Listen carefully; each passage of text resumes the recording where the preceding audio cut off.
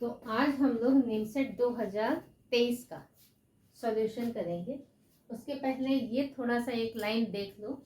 इसमें लिखा है, असफलता एक चुनौती है, इसे स्वीकार करो तुम। क्या कमी रह गई देखो और सुधार करो तुम। संघर्ष का मैदान छोड़कर यूं ना भागो तुम, क्योंकि कुछ किए बिना जय जयकार नहीं होती और कोशिश करने वालों की कभी हार नहीं होती। ये ऐसा स्टेज होता है ना कि जब आप बहुत सारा चीज़ पढ़ लिए हो और फाइनली अब इस स्टेज पे आने के बाद जब एग्ज़ाम पास में आने लगते हैं तो अंदर से एक डर लगने लगता है कि हम पढ़े तो इतना सारा है, पता नहीं एग्ज़ाम में क्या होगा। तो अपने आप को मोटिवेट रखो। क्वेश्चन आपका सारा बन जाएगा, क्वेश्चन आसान होता है, बट आप लोगों को रिवीजन करने का ज़रूरत होता है। जैसे मान लेते हैं आप सारा चैप्टर पढ़ लिए, बट फाइनली एग्जाम में कभी होता है ना कि अरे ये क्वेश्चन तो हमें आता था लेकिन इसका हम सॉल्यूशन भूल गए, अरे ये तो थ्योरी का हमें पता था, इसका फॉर्मूला ये चीज़ हम भूल गए। तो ऐसी पढ़ाई किस काम की जो आप फाइनल एग्जाम में आपको वो चीज़ याद ही ना आए। इसलिए आप सारे, आपका चाहे मैथ्स हो, चाहे रीजनिंग हो, चाहे कंप्यूटर हो, चाहे इंग्लिश हो, चाहे जीएस, आप जो भी चीज़ पढ़ रहे हो आप सबको रिवीजन करते रहो। अपने आप को क्या अपडेट रखो। जो भी है रात में सोने के पहले जो भी एक फॉर्मूला एक बार पढ़ लिए, रीजनिंग का है एक चैप्टर एटलीस्ट आप वर्बली देख लो, मेरा वीडियो ही देख लिया करो, ठीक है। एक देख लो कि ये टॉपिक है, अच्छा इसमें ये फॉर्मूला है, नेक्स्ट डे चलते फिरते एक बार रिकॉल कर लो। रैंकिंग का है, अच्छा रैंकिंग में मैम ने ये वाला फॉर्मूला मेरे को बताया था, तो वो पोजीशन है, अल्फाबेट का पोजीशन है, वर्बली चलते चलते अपना दिमाग में रखो, अच्छा ये पोजीशन इसका है, ये है, तो पता है वो आपका प्रैक्टिस में आ जाएगा। और दूसरा चीज, आप टेस्ट सीरीज अब स्टार्ट कर दो। हम नहीं बोल रहे हैं आप कहाँ का टेस्ट सीरीज कर रहे हो, क्या कर रहे हो, प्रैक्टिस कर रहे हो, बुक से कर रहे हो, कहाँ से कर रहे हो मुझे नहीं पता, बट हाँ स्टार्ट कर दो। क्योंकि आप जो प्रैक्टिस करते हो ना, जो आप लोगों का प्रैक्टिस सेट होता है उसमें सारा चीज कंबाइंड होता है। जैसे मान लेते हैं पहले आपका मैथ्स का क्वेश्चन आ गया, देन आपका रीजनिंग आ गया, हो सकता है बीच में इंग्लिश दे दे, तो जो दिमाग स्विच करने वाला होता है ना, तो इमीडिएटली आपका वर्क करने लगता है। अभी है, अभी मान लेते हैं आप बहुत ज्यादा हो सकता है मैथ्स रात दिन एक करके आप मैथ्स पढ़ रहे हो, मैथ्स पढ़ रहे हो, मैथ्स पढ़ रहे हो, अचानक अगर आपके पास रीजनिंग का क्वेश्चन आ जाएगा ना तो आप डर जाओगे। तो इसीलिए सबका प्रैक्टिस करो और उसके लिए आप प्रैक्टिस है जो भी है वो स्टार्ट कर दो। अभी तो जो भी कोचिंग में आप पढ़ रहे होगे वहां पे टेस्ट सीरीज भी स्टार्ट होने ही वाला होगा, आप उसको सीरियसली लो। आप मान करके चलो ये मेरा फाइनल एग्जाम है। जब अभी से प्रैक्टिस करोगे ना तो फाइनल एग्जाम आते आते आप एकदम नॉर्मल हो जाओगे, आपको डर ही नहीं लगेगा, आपको तो लगेगा कि ये तो मेरा रोज का काम है, आज जा रहे हैं टेस्ट है ठीक है जा करके दे करके आते हैं, तो डर नहीं लगेगा। तो अब बात कम करते हैं, फिर बीच बीच में करेंगे बात। तो पहले हम लोग आते हैं क्या, निमसेट 2023 का जो आपका एग्जाम हुआ था उसमें जो रीजनिंग के क्वेश्चन आए थे उसका हम लोग सॉल्यूशन करेंगे और उसमें कौन कौन सा शॉर्टकट अप्लाई हो रहा है वो हम लोग देखेंगे, ठीक है।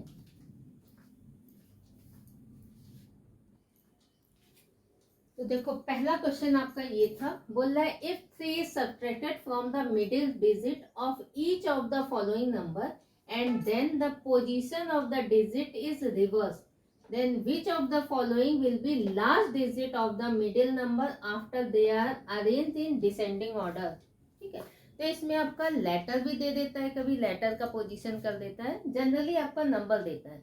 तो क्वेश्चन का जो पढ़ने में इतना टाइम लगाते हो तो एक बार फटाफट पढ़ लेना क्वेश्चन आपका बोल क्या रहा है। कंप्लीट क्वेश्चन आपको नहीं सॉल्व करना है, पहले हम इसका कंप्लीट सॉल्यूशन बता देना फिर इसका शॉर्टकट बताते हैं। जनरली क्या होता है, बोल रहे हैं कि 3 subtracted from the middle digit, middle digit में 3 सब्ट्रैक्ट कर रहा है तो क्या करेंगे, इसमें 3 सब्ट्रैक्ट कर दिया -3 तो कितना आ गया 5, इसमें -3 किया तो 3 आ गया, इसमें -3 किया तो 2 आ गया, इसमें -3 किया तो 4 आ गया, इसमें -3 किया तो 1 आ गया, ये किया। उसके बाद बोल रहा है द डिजिट इज रिवर्स, अब पूरी डिजिट को रिवर्स करेंगे तो बच्चा क्या करता है, पहले लिख देगा 5 ये है, 3 उसके बाद 5 ये, 3 1 2 और 4, पहले ये लिख देगा, फिर डिजिट को रिवर्स करेगा। रिवर्स करने के बाद ये क्या हो जाएगा, 9, 5 और 5, डिजिट रिवर्स। इसको करेंगे, डिजिट रिवर्स किया 2, 3 और 3, इसको किया तो 4, 2 एंड 5, इसको करेंगे तो 1, 4 और 3, इसको डिजिट रिवर्स करेंगे तो क्या 4, 1, 2, मिडिल वाला आपका एज इट इज है। उसके बाद बोल रहा था कि इसको डिसेंडिंग ऑर्डर में अरेंज करो, फिर क्या करेंगे आप लोग, इसको डिसेंडिंग ऑर्डर में अरेंज करेंगे। तो डिसेंडिंग ऑर्डर में अरेंज कर देते हैं हम, क्या है 955 हो जाएगा, ये पहला हो जाएगा, फिर ये दूसरा हो जाएगा, क्या है 425 हो जाएगा, फिर तीसरा कौन सा है 200, सॉरी ये कितना है, यहाँ पे 2 था, 201 आया, तो क्या है डिजिट रिवर्स किया 214, अच्छा ये ऊपर ही लिख दिए थे, चलो अच्छा। इन दोनों में कौन आया, फिर आया है 233 आया, फिर कौन सा आएगा 214 आएगा, देन कौन सा आएगा 143। उसके बाद बोल रहा है कि क्या बोल रहा है, last digit of the middle number after they are arranging, which of the following will be last digit of the middle number?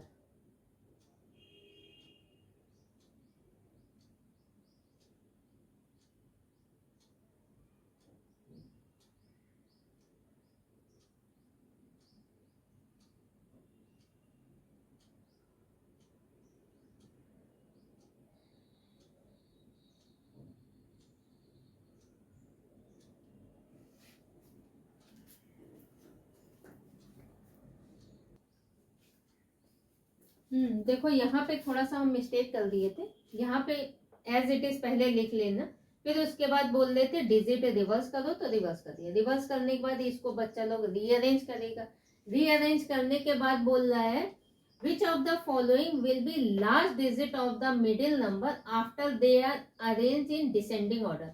तो जब इनको डिसेंडिंग ऑर्डर में अरेंज कर रहा है, अरेंज करने के बाद मिडिल वाला नंबर कौन सा आ रहा है, ये फर्स्ट हो गया, ये सेकंड हो गया, ये थर्ड हो गया, ये फोर्थ हो गया, ये फिफ्थ, तो मिडिल नंबर ये आ रहा है। मिडिल नंबर की लास्ट डिजिट आपका आंसर है, देन आंसर आपका 3, तो आंसर आपका ये वाला 3 करेक्ट होगा। तो इतना सारा प्रोसेस आपको करने का जरूरत नहीं है। अब देखो इसको आप लोग करोगे कैसे, ये तो हम बता दिए। एक लाइन का आंसर है, कहाँ कर दे, देखो यहाँ पे कर देते हैं दूसरे पेन या पेंसिल से। इसको क्या करेंगे, देखो जब ये डिजिट रिवर्स करोगे तो 9 पहले आएगा, तो ये वाली पहली हो जाएगी, मानते हो। जब इसको रिवर्स करेंगे तो ये दूसरे नंबर पे आ जाएगा, इसको रिवर्स करेंगे तो यहाँ पे पहला नंबर चौथा आ जाएगा, तो ये वाली डिजिट दूसरी हो जाएगी, है ना। इसको रिवर्स करेंगे तो यहाँ 1 आ जाएगा, तो ये 5वीं हो जाएगी। इसको रिवर्स करेंगे तो ये दूसरा आ जाएगा। तो मिडिल में कौन सा आएगा, देखो ये पहले पे आ जाएगा और ये दूसरे नंबर पे आ जाएगा। अब मिडिल में या तो ये वाली आएगी और ये वाली आएगी, है ना। तो बस आपको सिर्फ इन्हीं दो को करना है। तो इसका क्या आंसर हो जाता है 2, 3 और 3, और इसको रिवर्स करते तो 2, 1, 4, है ना। तो मिडिल में आपका ये वाला नंबर आ जाता जब इसको डिसेंडिंग ऑर्डर में करते। देख लो पहला, दूसरा, तीसरा। अब इस डिजिट की लास्ट वाला नंबर आपका है, तो आंसर आपका क्या हो जाता 3। तो आपको जो ये प्रोसेस आप किए हो ना, ये सब करने की जरूरत नहीं है। तो स्मार्टली आंसर देना है ताकि आप जो भी है टाइम बचा सको। सेकंड भी अगर आपका बच रहा है, मान लो 10 सेकंड भी आपका बच रहा है ना, तो वो 10 सेकंड आपका दूसरे क्वेश्चन के लिए फायदा देगा। तो ये क्वेश्चन नोट कर लीजिए, फिर नेक्स्ट क्वेश्चन पे आते हैं।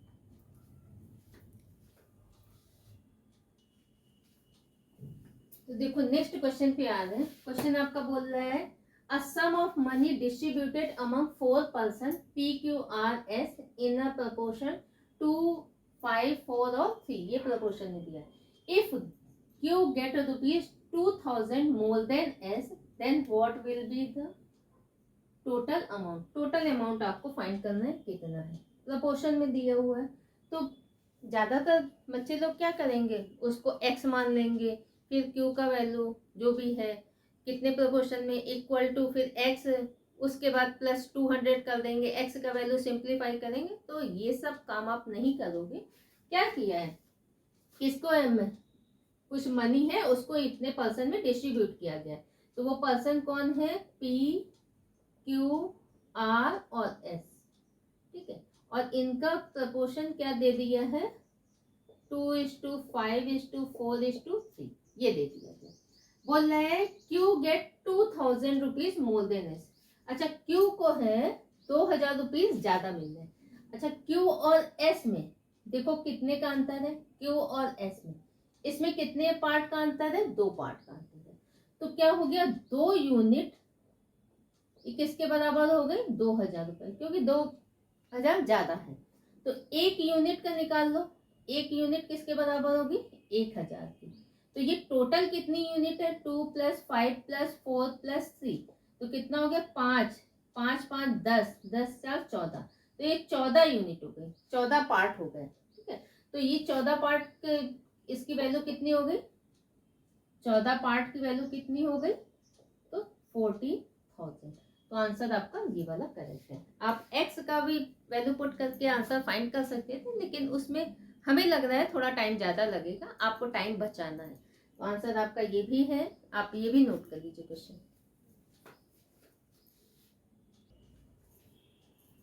तो ये क्वेश्चन नंबर 3 हम लोग कर रहे हैं। क्वेश्चन नंबर 3 आपका सिलॉक्स से रिलेटेड है।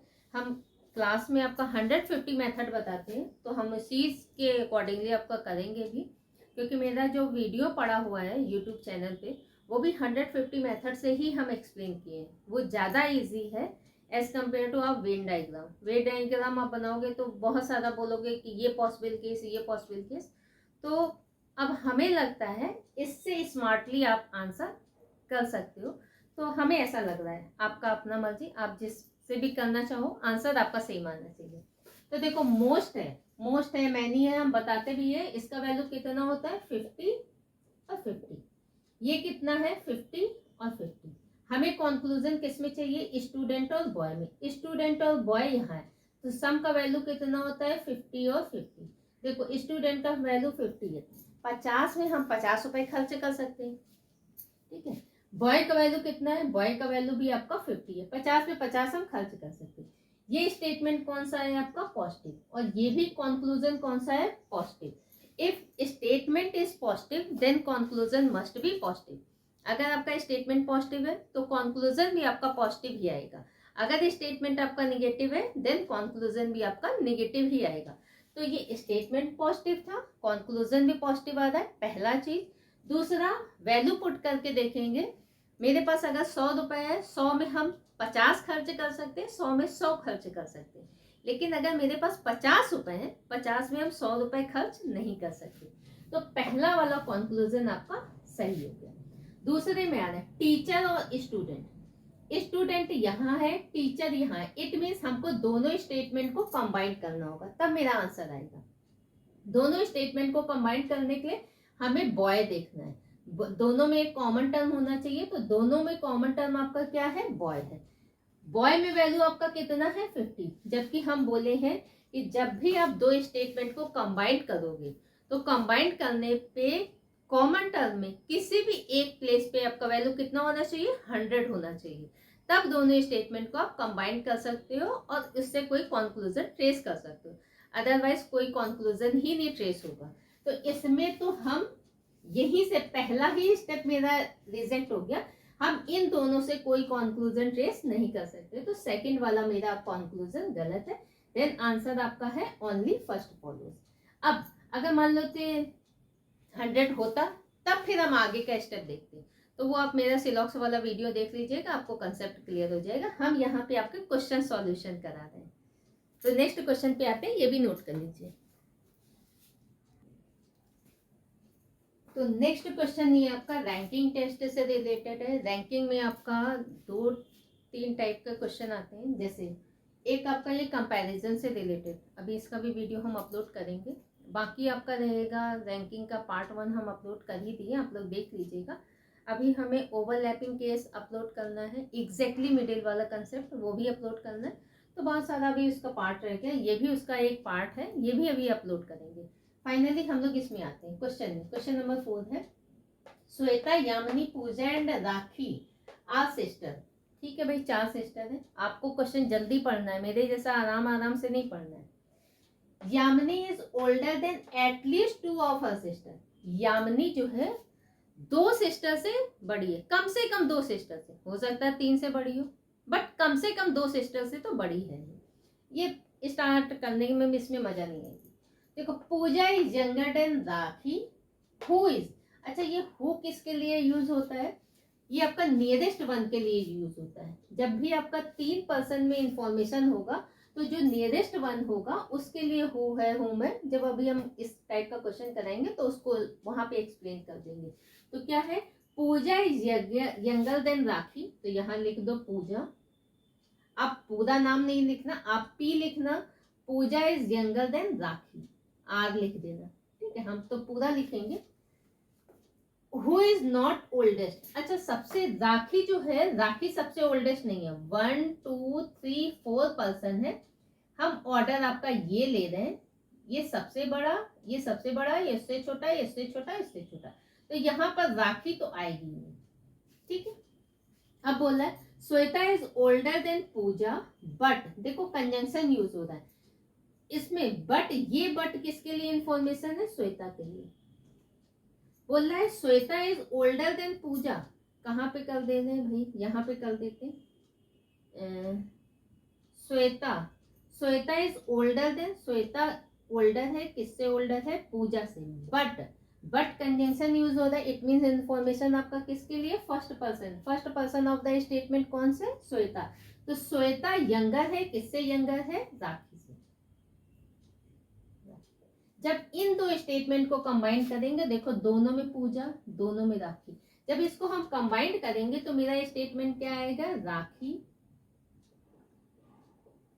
श्वेता और पूजा, ये स्टेटमेंट आएगा। बोल रहा है Yamini is older than at least 2 of her person, तो यामिनी कम से कम 2 पर्सन से बड़ी है, तो सबसे ओल्डेस्ट कौन सी आ जाएगी, यहाँ पे यामिनी। तो आंसर आपका क्या हो गया, सबसे ओल्डेस्ट पर्सन, तो ये यामिनी। अच्छा, ये आप ऐसे भी हटा सकते थे स्टेटमेंट के अकॉर्डिंगली, जैसे Pooja is younger than Rakhi, Pooja younger है राखी से, पूजा छोटी है, तो सबसे ओल्डेस्ट तो पूजा हो ही नहीं सकती, तो ये आंसर आपका हट जाता है ना। अब क्या आता है, Shweta is older than Pooja but younger than Rakhi, तो श्वेता क्या है, श्वेता ओल्डर है, बड़ी है पूजा से, बट ये छोटी है राखी से, तो सबसे बड़ी तो ये आ ही नहीं सकती, आ सकती है, नहीं आ सकती। उसके बाद बोल रहा है Yamini is older than at least 2 of her person, अच्छा Pooja is younger than Rakhi, who is not oldest, और राखी सबसे ओल्डेस्ट है नहीं, तो राखी सबसे ओल्डेस्ट है नहीं, तो जब 3 ऑप्शन आपका देखते ही इलिमिनेट हो जाएगा तो बच रहा है ये। तो स्मार्टली आंसर ऐसे भी आप दे सकते हो, और अगर नहीं है तो आप ट्रेस भी कर सकते हो आपके अकॉर्डिंगली। अगर आपका प्रैक्टिस अच्छा है तो आप इस मेथड को फॉलो कर लेना, अगर प्रैक्टिस थोड़ा सा डगमगा रहा है तो गलत करने से अच्छा है आप थोड़ा सेकंड का टाइम ज़्यादा ले लो, बट क्वेश्चन आप सही करो, क्योंकि नेगेटिव मार्किंग होती है, और नेगेटिव मार्किंग आपको कितने स्टूडेंट से पीछे ले जाएगी आपको पता भी नहीं चलेगा, है ना। तो एक एक नंबर की मारा मारी होती है, तो जो भी आपको पैटर्न ठीक लगे आप वो करना। एक बार इस टाइप का क्वेश्चन एक बार फिर से रिपीट करके देख लेना हमने क्या एक्सप्लेनेशन दिया है। तो इसका आंसर है आपका यामिनी, तो ये भी नोट कर लीजिए। फिर नेक्स्ट क्वेश्चन पे आते हैं।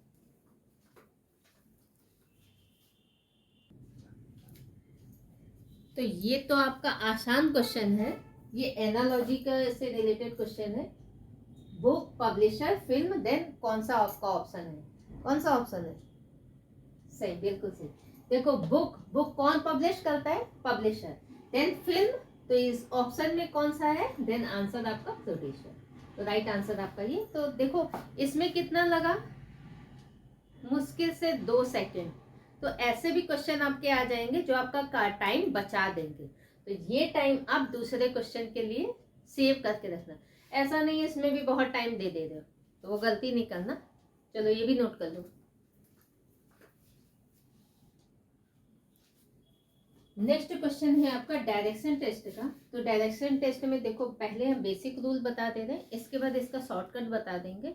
जो मेरे से डायरेक्शन पढ़ा है डायरेक्शन टेस्ट, वो इसका कितने मुश्किल से 10 सेकेंड लगेगा उसको आंसर देने। देखो बोला है Deepa move a distance of 75 metre towards north. तो पहले तो ये बेसिक फिगर आप बना लो।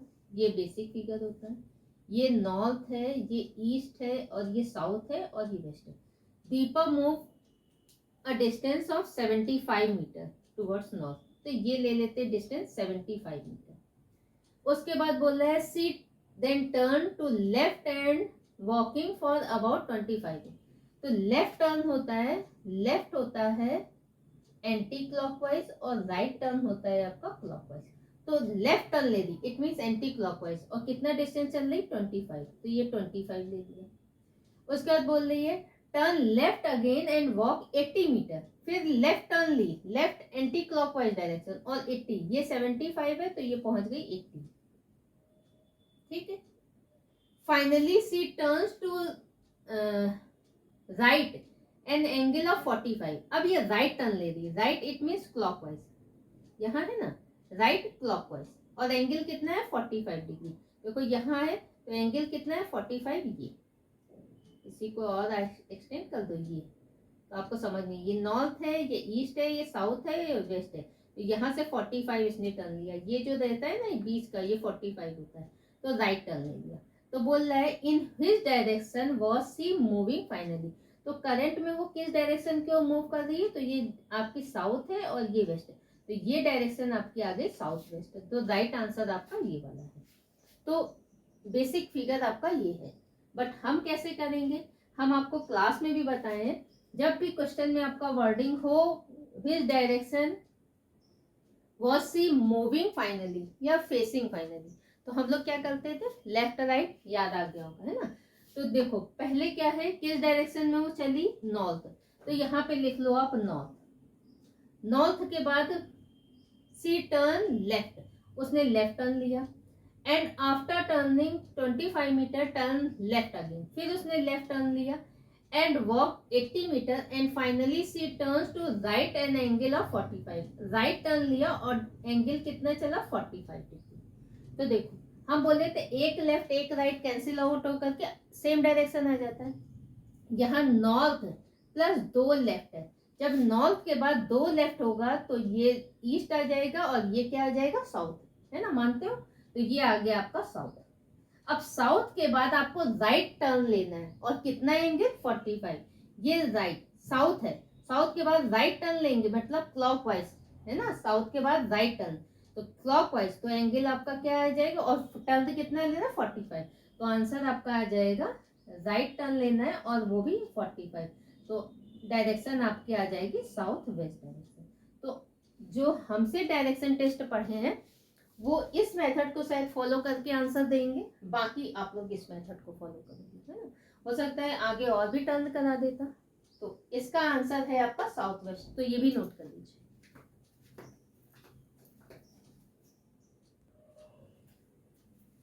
तो देखो नेक्स्ट क्वेश्चन है आपका कोडिंग डिकोडिंग से रिलेटेड। कोडिंग डिकोडिंग आपका हर एग्जाम के लिए बहुत इंपॉर्टेंट होती है, स्पेशली आपका एमसीए में कोडिंग डिकोडिंग सीरीज, कुछ ऐसे टॉपिक हैं जिससे जनरली आप लोगों के क्वेश्चन आ ही जाते हैं, सीरीज के भी आते हैं बहुत ज्यादा।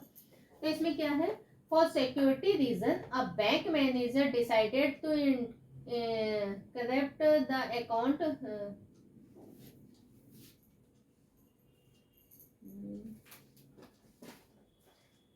एक मिनट,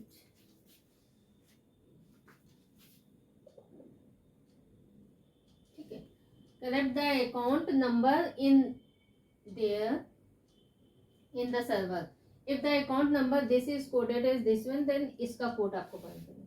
जैसे बोल रहे हैं ना कि सिक्योरिटी पॉइंट ऑफ व्यू से उसने अकाउंट नंबर को कोड कर दिया कि इस अकाउंट को कोड किया है इससे, तो क्या कर रहा है देखो 46873, इसका कोडिंग कर दिया है 9, हमें नहीं पता, इसका कोडिंग कर दिया ये। तो देखो एक से आपका एक डिजिट तो आ नहीं रहा है ना, इधर 1 2 3 4 5 है, 1 2 3 4 5 6 7 पता नहीं कितना है, तो एक से एक नहीं आ रहा। अब किया क्या इसने, कोडिंग कर दिया। तो देखो इसमें आपका रूल क्या अप्लाई हो रहा है, 4 को जो नंबर है ना अपने ही नंबर को ऐड कर रहा है, तो 4 + 4 किया और सब में +1 कर रहा है, तो 9 आ रहा है आपका 9। देखो इसमें 6 + 6 किया, 6 नंबर है तो 6 2 बार +1, तो 12 और 1 13, देखो 13 आ रहा है ना।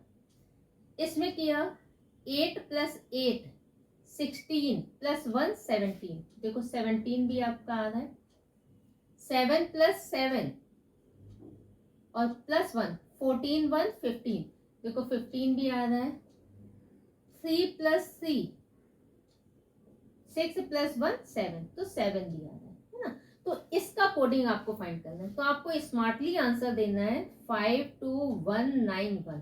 तो देखो इसका जब कोडिंग करेंगे तो क्या होगा, 5 + 5 और +1, तो 10 + 1 11 आना चाहिए। अब ऑप्शन के थ्रू जाओ, जब भी आप कोडिंग डिकोडिंग का क्वेश्चन करोगे तो आपका ऑप्शन आपको इलिमिनेट करना है।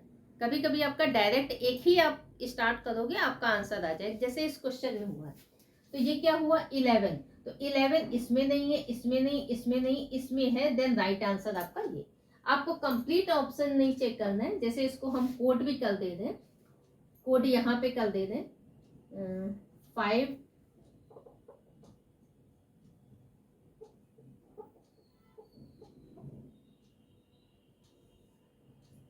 5 है 2191, तो ये क्या हुआ 5 + 5 + 1 11, देखो आया। इधर क्या हुआ 2 + 2 4 + 1, देखो 5 आया। 1 + 1 2 + 1, देखो 3 आ रहा है। 9 + 9 और +1 ईच में हो रहा है, तो 9 9 18 1 19, देखो आ रहा है। 1 + 1 और +1 ईच में, तो 1 + 1 2 + 1 3, तो राइट आंसर आपका ये। तो इसमें आपको कंप्लीट नहीं देखो चेक करना पड़ा, एक आप देखो स्टार्टिंग में आंसर टिक करो आगे बढ़ो। आपको ऐसा नहीं है कि आपको मेरे जैसा एक्सप्लेनेशन देना है, नहीं, आपको वहां आंसर जितनी जल्दी हो सके आप आंसर टिक करो और आगे बढ़ो, और करेक्ट आंसर टिक करने का कोशिश करना है ना, गलत नहीं। चलो इसे भी नोट कर लो।